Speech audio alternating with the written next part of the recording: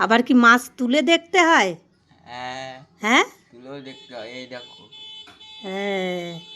আজকে কি রান্না হবে বলতো? ইঁচড় দিয়ে রান্না করবা। আজকে ইচড় চিংড়ি হবে। আমার জোয়ালালা আসছে। আচ্ছা দেখি জল নিতে হবে, সব দিকে কান থাকে তোর।